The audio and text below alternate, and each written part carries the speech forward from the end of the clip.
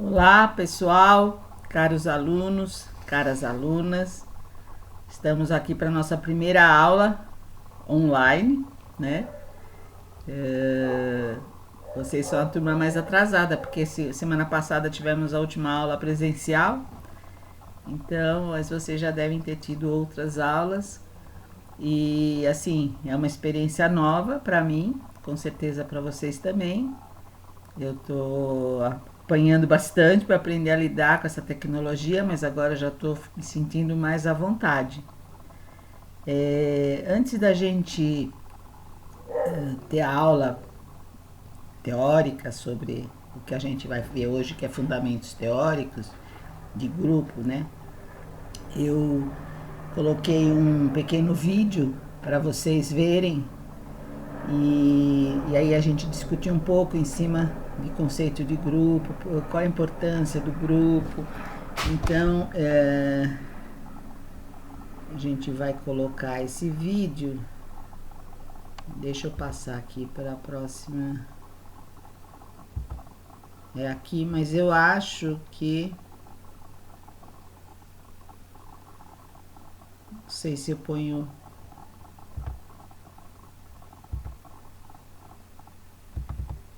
Sem beijinho, sem aperto de mão. Não é desprezo, é apenas proteção. Sem abraço, sem beijinho, sem aperto de mão. Não é desprezo, é apenas proteção.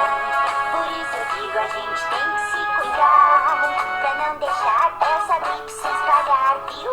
Por isso eu digo, a gente tem que se cuidar, pra não deixar essa gripe se espalhar. Sem abraço, sem beijinho, sem aperto de mão. Não é desprezo, é apenas proteção. É isso aí!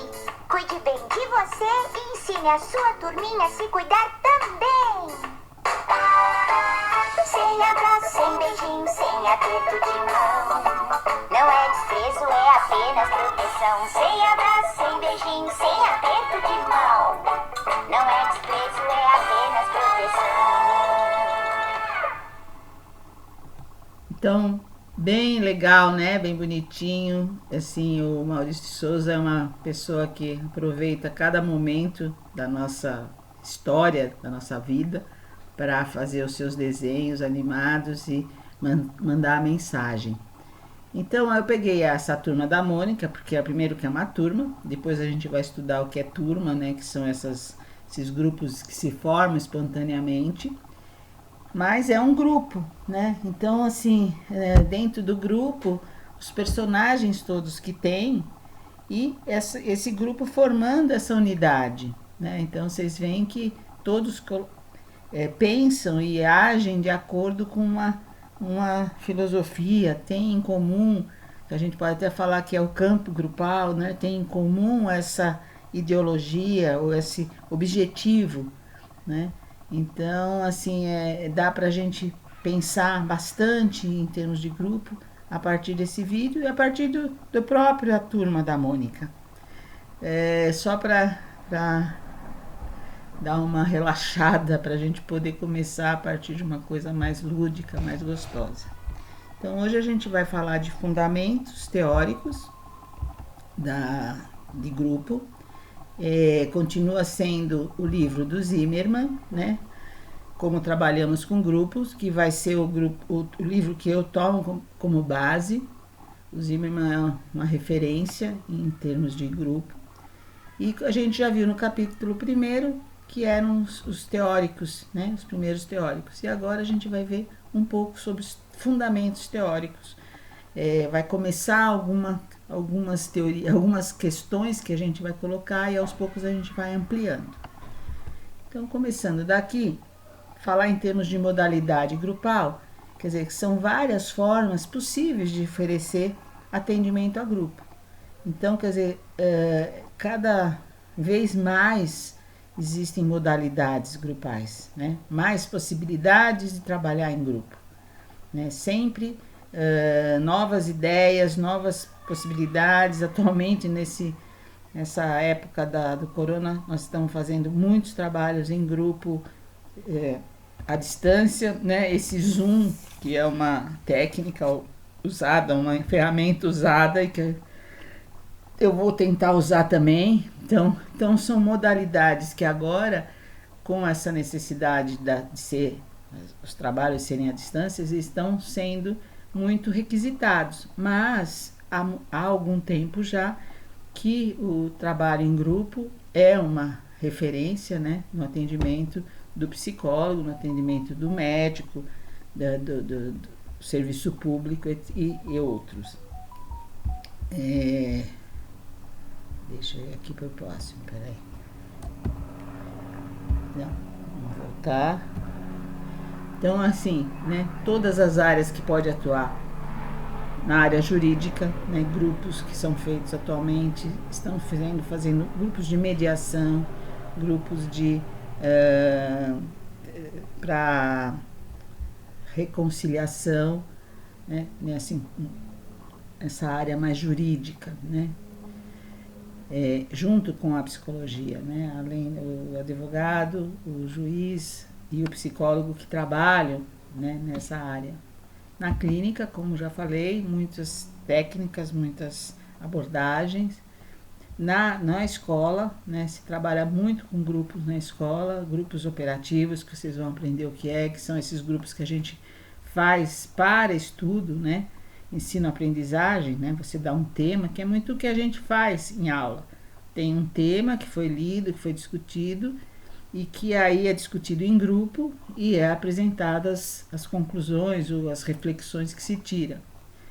Em termos em hospitais, né, grupos em hospitais com pessoas que estão internadas e com pessoas que estão na sala de espera. Atualmente tem essa modalidade de trabalhar com a sala de espera. Entende? Então, em vez de ficar lá esperando sem fazer nada, se fazem grupos, pequenos grupos, e de breves também, mas que o tempo passa e você está podendo refletir ou sobre as doenças, ou sobre o atendimento, ou sobre a família.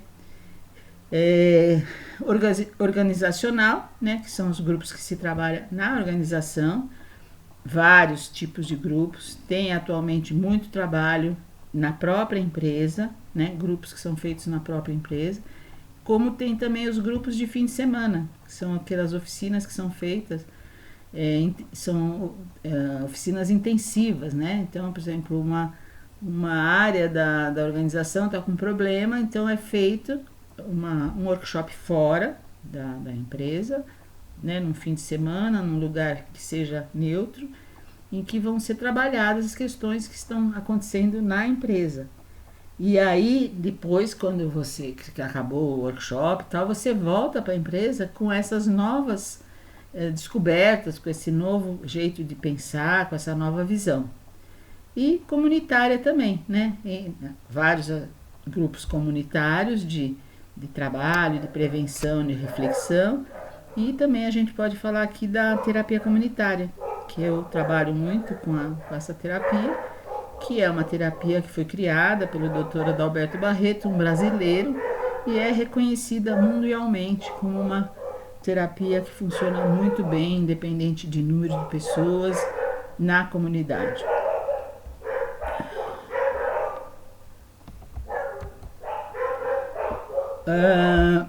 Como que, em que técnicas ou em que teoria pode ser usada? Em qualquer uma, né? Então, na psicanálise existe grupo de psicanálise ou psicanálise de grupo. A Gestalt é feito em grupo, né? Se trabalha, são várias teorias psicoterápicas. Teoria cognitivo-comportamental também trabalha com grupo. As existenciais, que você vai trabalhar mais com a fenomenologia e tal, mas também você pode trabalhar em grupos. O psicodrama, que basicamente se trabalha em grupo, né? E que tem toda a questão da ação, toda a questão do corporal que influencia. E a terapia sistêmica, né? Que é uma das últimas terapias que se faz e que a gente trabalha bastante utilizando técnicas de grupo, né? Porque a gente trabalha com a família, né? Não especificamente, mas muito com a família, né? Terapia sistêmica vocês vão ter ou já tiveram, e a gente trabalha com esse grupo, né? Diretamente com esse grupo familiar.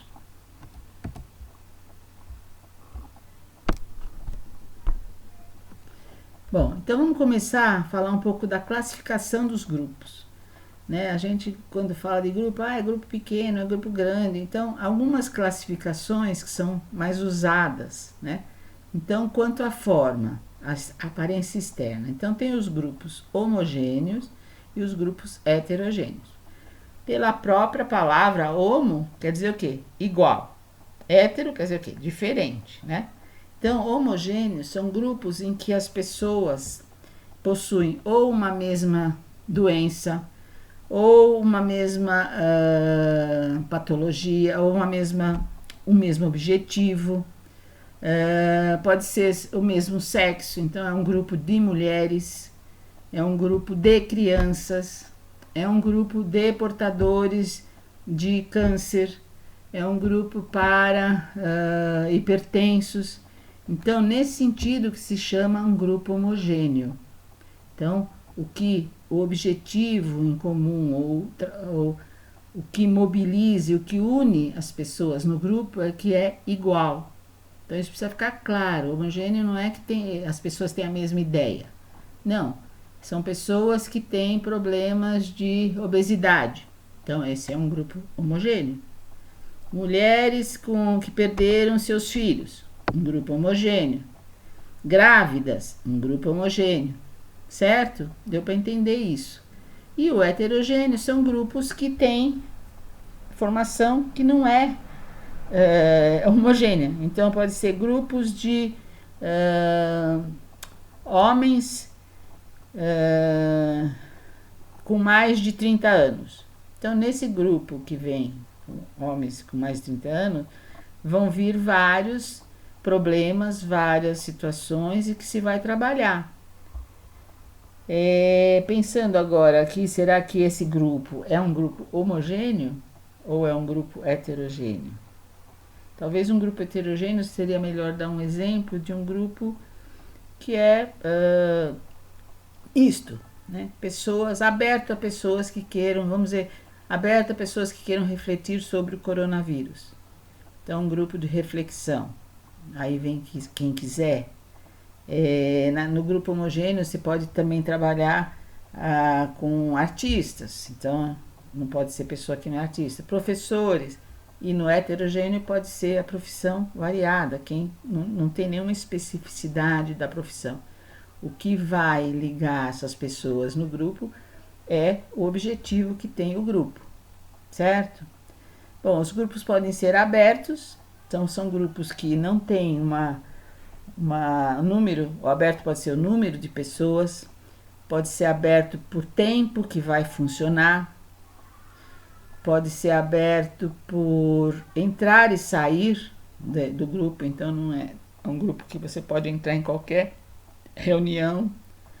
Já, por exemplo, os grupos fechados são grupos que você estipula quantas pessoas vão ter no grupo, qual é o tempo que vai durar esse grupo, certo? Não entra mais ninguém depois que começou o grupo, então são chamados grupos fechados. E os grupos mistos, em que você pode, por exemplo, a priori ser um grupo fechado, mas que você acha que o ideal são 10 pessoas para trabalhar. Aí, de repente, as pessoas começam a faltar, não ir, então você abre novamente esse grupo, só tem 6 pessoas, para novos membros. Pode ser um grupo que seja, não tem assim, ele é aberto dependendo da necessidade, né? Então, por exemplo, na faculdade, vamos dizer, a gente pode sentir que está havendo muito problema entre os alunos, então a gente vai fazer um grupo, né, para trabalhar com interrelacionamento. E aí ele é aberto e vai ser durante só aquele tempo, né? Então ele é misto nesse sentido, a forma que ele é formado, qual objetivo que ele tem. Não sei se ficou muito claro, mas acho que se a gente vai continuando aqui, vai clarear um pouco. Quanto ao tipo, né? E aí como é que a gente define esse tipo, né? É o modo de funcionar. e os critérios da finalidade a que se destina o grupo. Então, o grupo tem os grupos operativos e os psicoterapêuticos ou psicoterápicos. É uma divisão que foi feita, o Zimmermann traz, é uma divisão feita pelo Pichon, em que ele divide esses grupos operativos como grupos em que, deixa eu ver se tem a definição aqui certinha para você, foi então Pichon, né, desde 45, sistematizou e divulgou esse tipo de grupo. O grupo operativo, ele é um grupo que tem uma tarefa específica para ser realizada. Então, vamos dar um exemplo. Por exemplo, a gente faz aqui na sala de aula, como fizemos a aula passada. Discutimos o texto que a gente tinha sobre definição de grupo e campo grupal. Formamos grupos para discutir qual era a tarefa. É um grupo operativo. Qual era a tarefa? Fazer um levantamento, refletir e fazer um relatório informando qual o conceito que o grupo tinha chegado. Então, é um grupo de tarefa, teve um começo, meio e fim. Depois que fizeram a reflexão, apresentaram para os outros grupos, certo? Então, a tarefa era essa: discutir, refletir e tirar um conteúdo, né, único do grupo e apresentar para os outros grupos. Então, era um grupo operativo. Geralmente, a gente trabalha na faculdade com grupos operativos, que tem essa função de você ter que executar uma tarefa, né, e apresentar o final, né, ou a finalização da tarefa. Ele coloca como um conceito de operativo de que pode abranger todos os grupos. Todos os grupos é possível de você ter essa forma, você conseguir fazer com que haja esse jeito, essa forma, né? O grupo se forma, o grupo tem qual é o objetivo? Ler tal texto e fazer uma síntese e no fim apresentar. Eu fiz meu mestrado todo, eu trabalhei com grupos operativos, eu fazia grupos, né? Eu trabalhei com dependência química, família e a comunidade. Então, eu pegava essas pessoas da família, do dependente ou dependente e a comunidade, fazíamos grupos em que eu dava várias situações para que eles pudessem experienciar. E sempre trabalhei com grupo operativo. Então, tinha um problema, um tema, né, de problema, aí eles discutiam, havia às vezes várias formas de fazer a tarefa e apresentavam no final para todos, né? Foi bem interessante, sempre deu certo. E aqui está falando, né, que a atividade do coordenador do grupo operativo deve ficar centrada unicamente na proposta, na tarefa proposta, né? Então eu não vou abrir para mais nada além da tarefa. Então, o coordenador do grupo, ele tem que ficar atento. Lembra que a semana passada eu falei, vocês têm tanto tempo, o coordenador tem que ficar atento ao tempo, né? Ao tempo que ele tem para discutir, ao tempo que o grupo tem para depois fazer o relatório. Então, para que ele consiga realmente ser um grupo que apresente no fim uma proposta, uma solução daquela tarefa, certo? Então, os grupos operativos são centrados em uma tarefa específica. Ele divide em 4 tipos de grupos operativos. Então, o primeiro que ele considera é o ensino-aprendizagem. Então, é um grupo em que a finalidade é aprender a aprender, né? Então, assim, à medida que eu aprendo, que eu ensino, eu aprendo, né? Então, tanto que vocês veem que tem o hífenzinho, porque é uma coisa que não está mais dissociada, não existe mais esse pensamento de que há uma aprendizagem. Não, existe um ensino-aprendizagem, né? Você ensina e você aprende.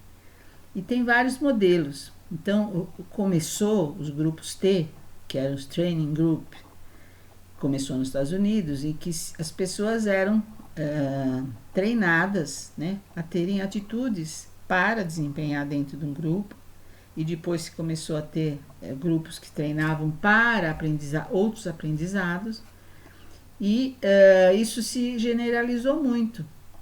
E aí a própria estrutura dos T-grupos foram usados para ser trabalhado em outros grupos, né? Então tinha esses grupos F também, que eram grupos para formação, mas eram livres. Aí você podia ter o tema que você quisesse, você poderia ter a situação que você propusesse, né? O objetivo era definido.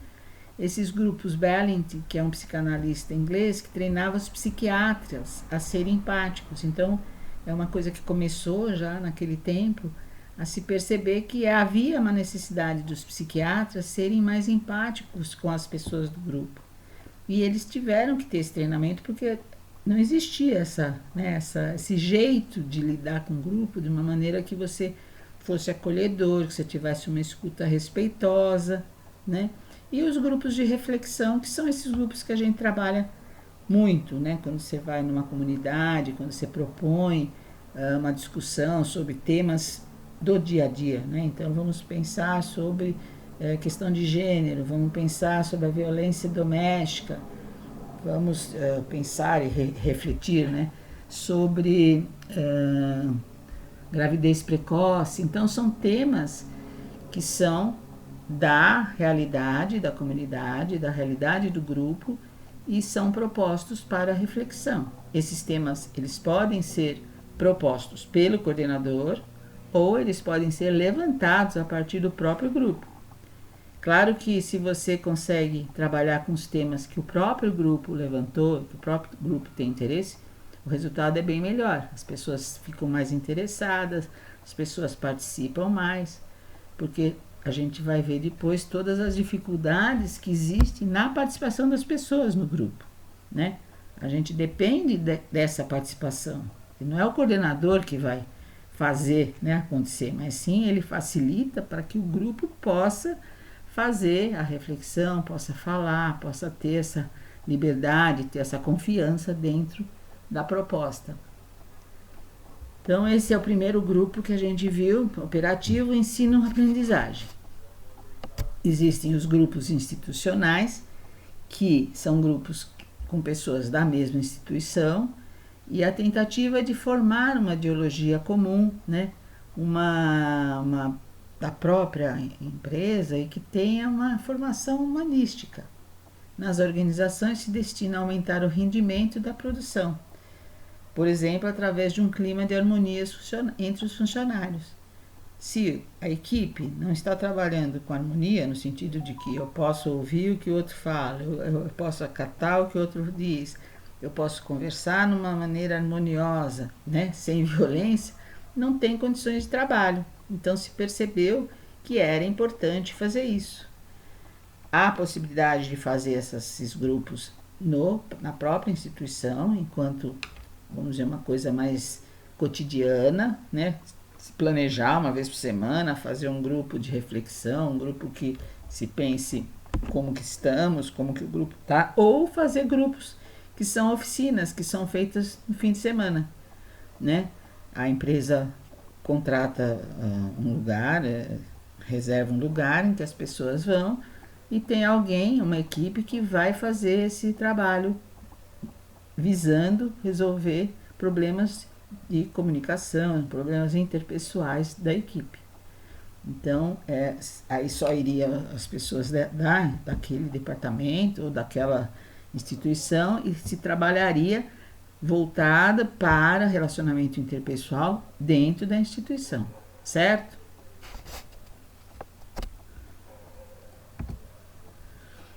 Os grupos operativos comunitários, então, também, né, são programas que são feitos dentro da comunidade, são muitos programas de saúde mental no começo, atualmente vários programas, todos os grupos que eu falei, né, de hipertensos, são esses grupos que se formam também na comunidade, né, e a saúde, né, sendo intermediários, UBSs, os postinhos.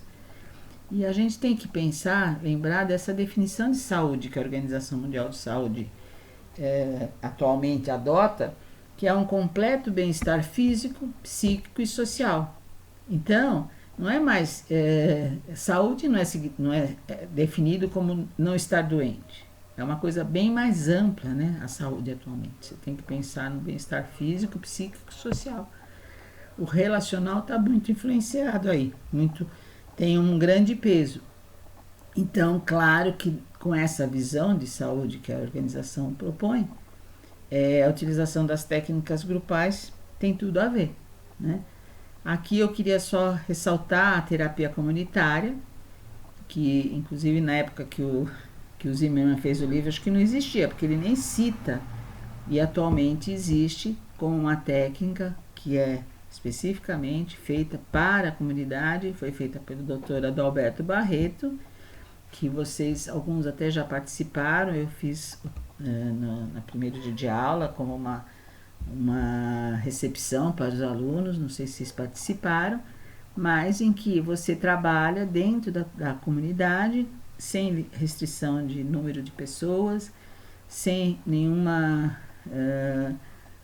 tema específico, o tema vai surgir a partir da própria reunião, né? E se trabalha esse tema no sentido de que todos possam colaborar com experiências vividas a respeito do tema, né? E assim, algumas coisas que são colocadas na terapia comunitária e por que dá certo, são questões assim, por exemplo, não há julgamento. Então as pessoas falam, as outras pessoas ouvem, não há confronto de opinião, porque não vai ter julgamento, então não tem opinião, não se dá conselho, não se dá opinião, né? Então isso facilita com que o grupo não tenha confronto. É uma coisa que a gente vê, eu trabalho já há 10 anos com terapia comunitária, não há confronto, não há brigas nos grupos, não se... É diferente de, por exemplo, grupos de dinâmicas de grupos que a gente propõe o confronto. Na terapia comunitária é sempre tranquilo, todas as pessoas no fim saem bem, satisfeitas, com novas ideias, com novos insights. Bom, eu sou defensora da terapia comunitária, sou suspeita, né, para falar, mas é isso que acontece. E os grupos terapêuticos, que também está incluída nos grupos operativos, que lembra que a gente já fez essa definição, ou essa distinção entre psicoterapêuticos e terapêuticos. Então, os terapêuticos são grupos em que não são psicólogos, não é necessário ser psicólogo, ou psiquiatra, ou psicanalista para dirigir. Então, o coordenador tem a capacidade de coordenar, mas independente de ser da área psi. Então, vai buscar essa melhoria de uma situação patológica, que pode ser física ou mental. Então, os grupos que se tem nas UBSs, nos postos, né, que são esses grupos de autoajuda, então, grupos de hipertenso, todas as pessoas, então é um grupo homogêneo, né? Às vezes é um grupo fechado, mas geralmente é um grupo aberto, em que as pessoas vão conversar, refletir sobre a sua doença, hipertensão. Então aprendem como lidar, aprendem os remédios, aprendem a conviver com os problemas decorrentes da doença, trocam informações entre eles sobre o que sente, sobre o que não sente. As pessoas, entre elas, se autoajudam, né, mutuamente. Atualmente, os grupos antes era de autoajuda, atualmente fala grupo de ajuda mútua, porque as pessoas se ajudam mutuamente. Então, também coloquei como exemplo aqui o grupo do AA, né? Os grupos dos adictos também, grupos anônimos em geral, que são abertos, né? Aquele grupo de mulheres que amam demais. Então, vários grupos, né? Atualmente tem grupos de homens que são abusadores, os grupos de pessoas com problemas alimentares. Então, são grupos todos, vocês viram, homogêneos, né? E que se trabalha nesse nível terapêutico, né? Vai se trabalhar com a situação patológica em si, não com os problemas de cada um individualmente. Deu para entender? Depois a gente vai fazer uma reunião em que a gente vai poder conversar sobre as dúvidas que vocês tiverem. Então, assim, deixa eu até falar isso. Vocês, quando tiverem dúvidas, anotem tal, para a gente poder depois ter essa conversa, esse diálogo, né? Quando a gente for propor esse Zoom, né? Essa discussão no Zoom. Bom, então lembra que a gente tinha essa divisão dos grupos.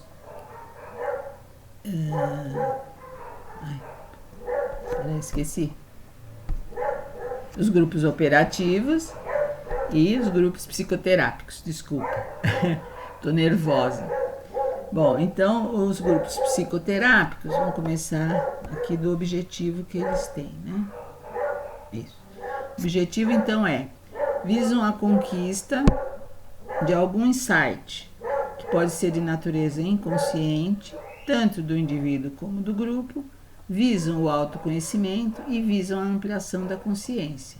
Então, aqui é uma coisa em que cada indivíduo vai ter essa ampliação de consciência e o grupo também, né? Mas está se visando isso especificamente. Não é um grupo que está visando a tarefa que vai acontecer. Não é um grupo que vai estar falando sobre a doença, né? Então, a diferença do psicoterapêutico é isso. Então, e tem a coisa do psi. Então, é um grupo que está pensando em termos de crescimento, de autoconhecimento, de ampliação de consciência. Também tem 4 tipos de grupos psicoterápicos que ele coloca. O primeiro deles é o psicodrama, do Moreno, que desde a década de 30 começou a fazer os trabalhos, né? E até hoje ele mantém o eixo fundamental do trabalho dele. A gente não vai falar disso agora, porque nós vamos ver mais profundamente depois o psicodrama em si, enquanto proposta de grupo. Qual é o eixo fundamental? Então, é a proposta de uma cena, né, em que há o cenário, em que há o protagonista, em que há o diretor, o ego auxiliar, o público e a cena, né, a ser apresentada. Então, toda a sessão de psicodrama tem essa configuração. Então, as pessoas estão lá e se escolhe alguém que quer ser o protagonista.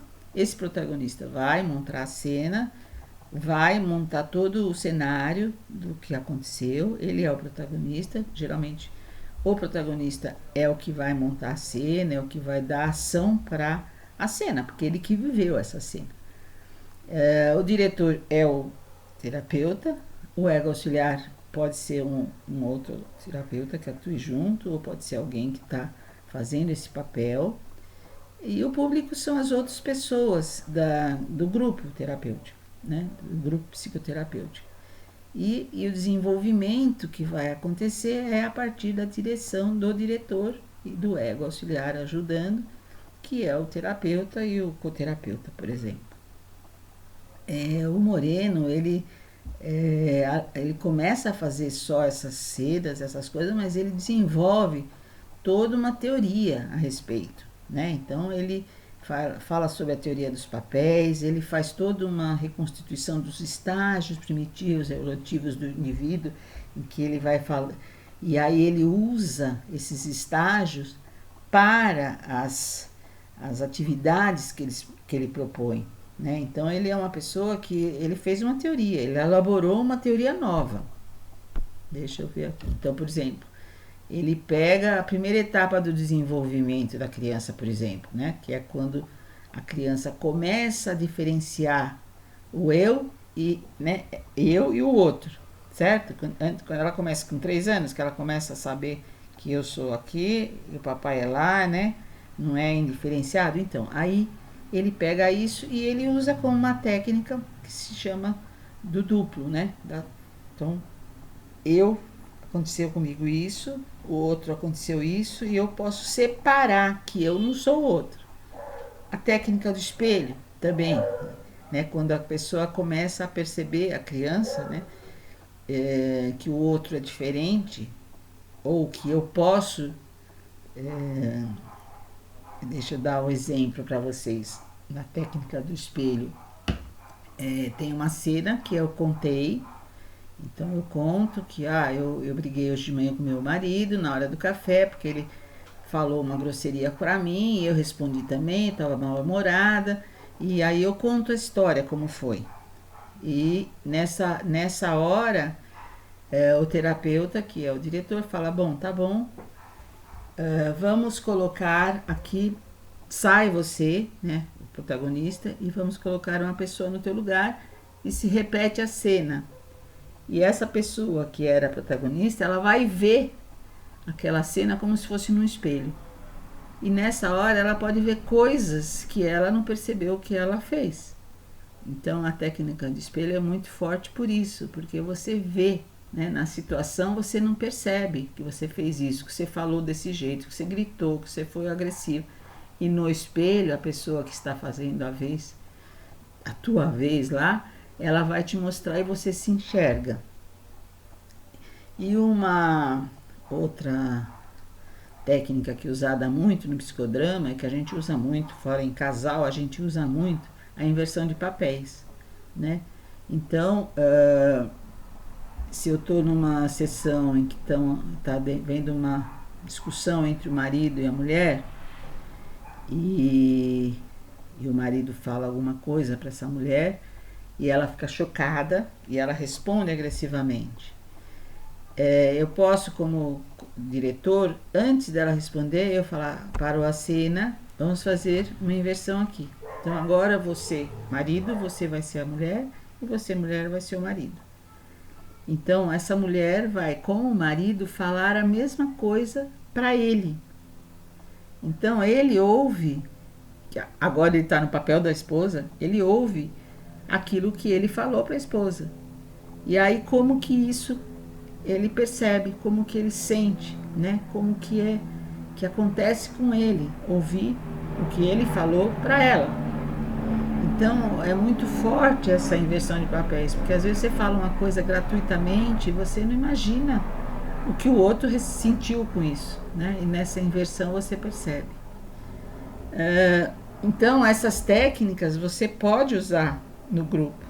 Eu uso bastante no grupo que eu fiz com os dependentes, a família e a comunidade. Eu usei muitas técnicas dramáticas. Então a gente fala isso, quer dizer, eu não sou psicodramatista, né? O psicodramatista ele tem que ter o curso de psicodramatista, que é fora da faculdade, é uma especialização. Mas eu posso usar as técnicas do psicodrama, que são muito fortes e que são muito efetivas. Então, dá para a gente usar as técnicas dramáticas que o psicodrama oferece. Tá? Então, você viu aqui, eu escrevi embaixo, também se usam dramatizações como recurso auxiliar em outras formas de grupo terapia.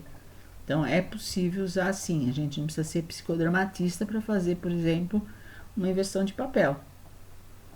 Ok? Bom, outro grupo psicoterápico, outra teoria dentro do grupo psicoterápico, a teoria sistêmica. Então, a teoria sistêmica é uma teoria nova, que é uma teoria que eu adoto, né? Em que o grupo, que a gente considera o grupo como um sistema em que existe uma constante interação, uma complementação, uma suplementação dos papéis que foram atribuídos.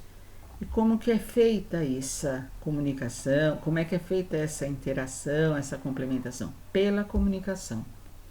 Então, a gente acredita que no grupo, a sistêmica fala o quê? Que as pessoas se influenciam mutuamente. Então, eu influencio o meu grupo e eu sou influenciada por esse grupo. Então, a influência é mútua. Há uma inter-relação entre todos e é mediada toda essa interação, essa complementação de papéis tal, pela comunicação.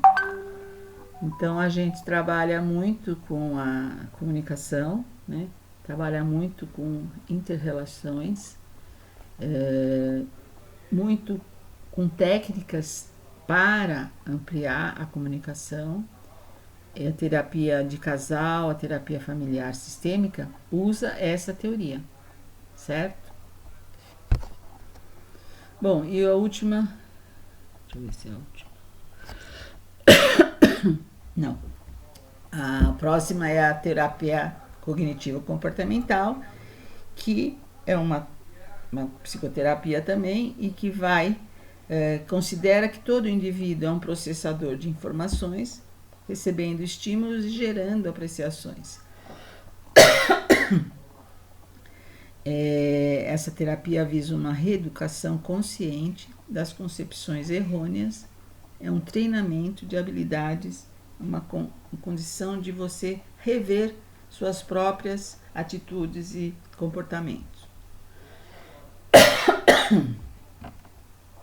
Nossa.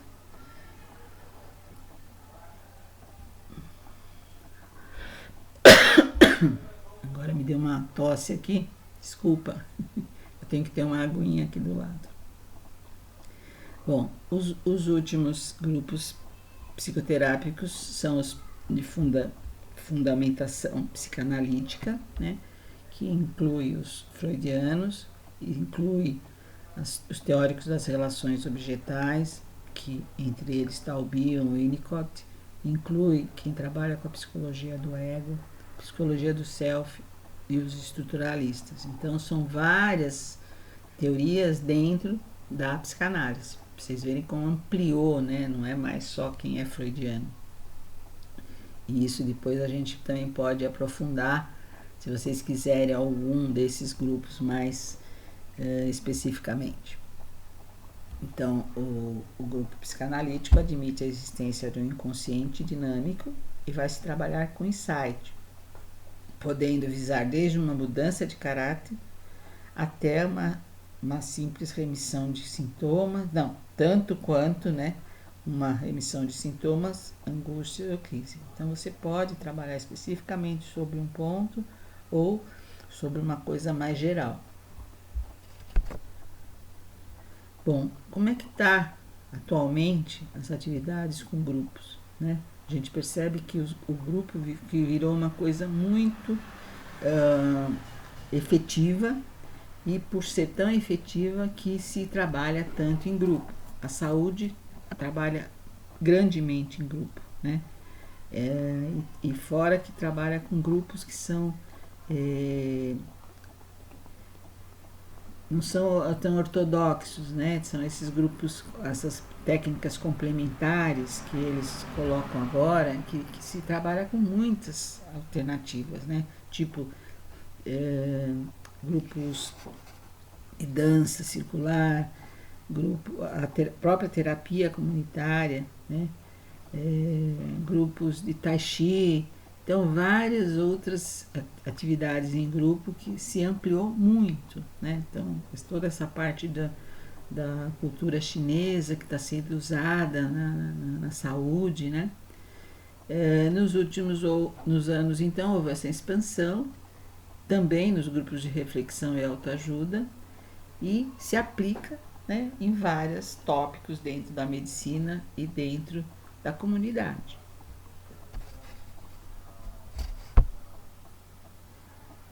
Os grupos psicoterápicos crescem, né? E junto às famílias a gente tem essa habilidade ou essa formação em teorias sistêmicas, que junto com as terapias psicodramáticas também vai ser trabalhado mais essas outras questões que são mais de saúde mental, né?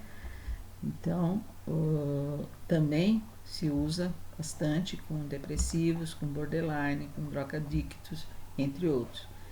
Com os drogadictos foi muito eficiente no meu mestrado, né? A gente, nem tanto com eles especificamente, porque eu não trabalhava com eles, mas com a relação entre eles e a família, né? Que é um ponto bem angustiante na relação, né? Então a gente trabalhou muito com isso.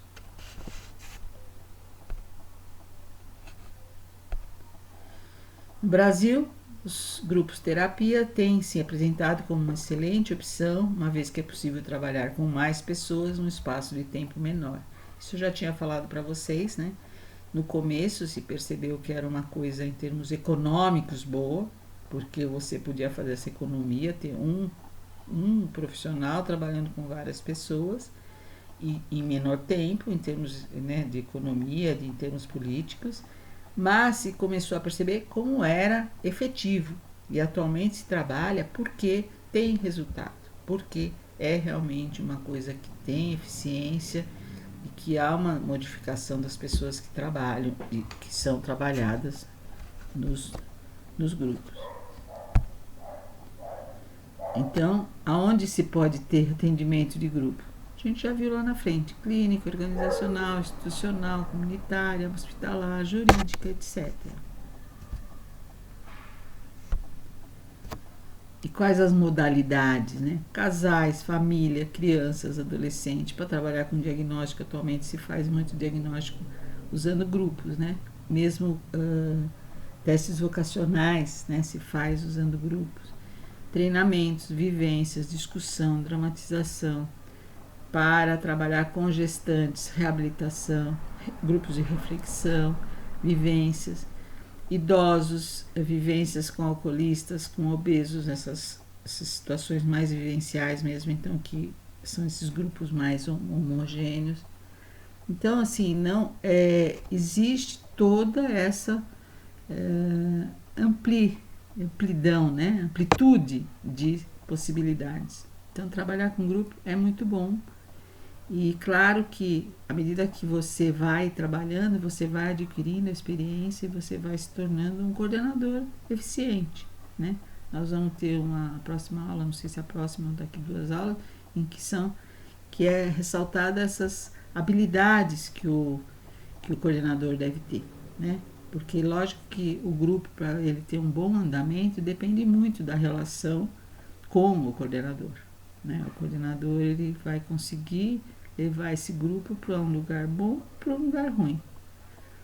Então eu espero que vocês tenham aproveitado a aula, espero que vocês tenham anotado as dúvidas, as perguntas que vocês têm né, as dúvidas, as perguntas, e a gente vai então agora fazer marcar, eu mando depois para vocês, que ainda não tenho certo, um dia para a gente tirar as dúvidas. Então, envolvendo essas 2 aulas, né, da semana passada, que foi que a gente definiu grupo e campo grupal, e hoje que a gente falou mais das especificações do grupo, os tipos de grupo, tá bom? Então, obrigado, boa noite, até a próxima.